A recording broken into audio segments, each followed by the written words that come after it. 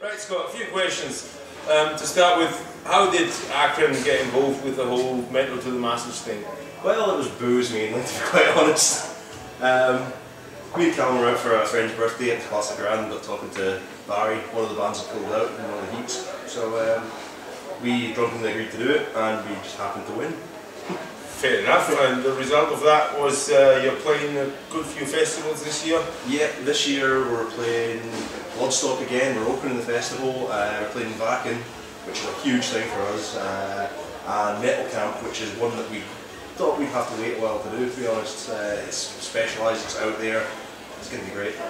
So the whole Achren thing, you've been together for quite a long time, and your kind of debut proper full album is just about to be released. Tell us about the recording and everything. Yeah, well, we've recorded this album about 3 times. Every time something's gone wrong with it.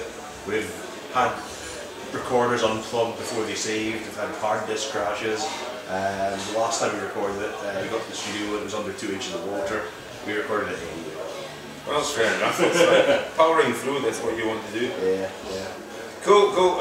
So, after the festivals, where are you going with Achren in the foreseeable future? Well, we're hoping to do more festivals next year, maybe a tour in sort of autumn, winter time. We've actually written about half of the second album, so we've got to get that recorded and just really push the first album and the DVD as well from last year. Going back to like playing live and touring, you just been on the tour with Beholder. Tell us, what was it like with like Beholder, a fairly known band? Yeah. To opening for them must be pretty cool. Yeah, it was a really good experience. Really nice guys, great music. It's really what it is. It's all about being on the road. You just show up, do a gig, have a good time, and just try and get the music out there to the fans rather than to record companies or wherever. A lot of people direct their efforts at people in the industry. That's not what it's about. Talking music industry and record labels, I know for the Beholder, for example, they just binned Lime Records and went and did their own thing. For you as a band, where would you be, if at all, signed?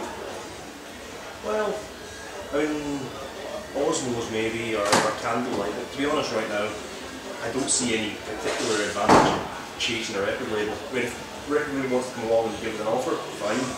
I imagine that would probably help, but right now we're doing well on our own and we don't have a contract to fulfill, and I can't see what else a record company could do for us unless they come out with something really special. So you do your own management, your own production, everything, Yeah. So you have no one to answer to, and therefore you can do what the fuck you want.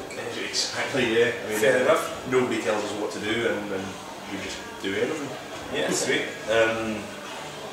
Right, on a bit of a swerve here, about your personal music preferences, what was the best gig you've been to in the last 12 months? Ooh, I'll have to give you 2 of those actually. Wolves in the Throne Room, that was great. It wasn't a band I'd listened to much actually beforehand.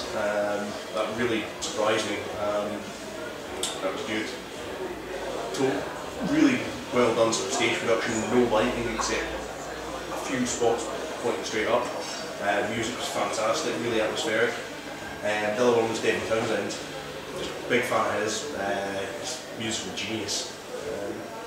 That was a big one for me. Yeah. Cool. And what's the last studio album you bought from what band? Funnily enough, it was Wolves in the Throne Room's 2 Hunters. I went out and just after the gig. Yeah. Fair enough. That's what you want. That's what I do. Like, listen to a band live. If they're good live, then the studio album should be fine. The other way around, you can always be disappointed with the studio album being good and then they're shit live. So yeah. Actually, come to think of it, I also bought the Anal Nathrak, the Passion, when they played, so they played too. They're very different live as they are on record, but I've got the new record and I'm liking that a lot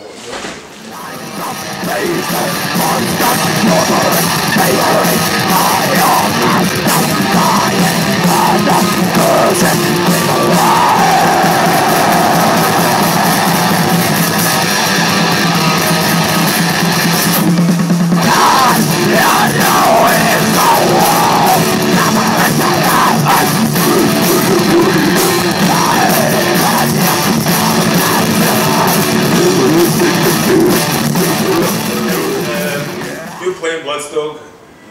to play in Bloodstock? Wasp. How much do you hate Blackie Lawless? To be honest, a fair bit. I've done a lot of work in at gigs that he's played at, and that fucking mic stand that weighs a quarter of a ton.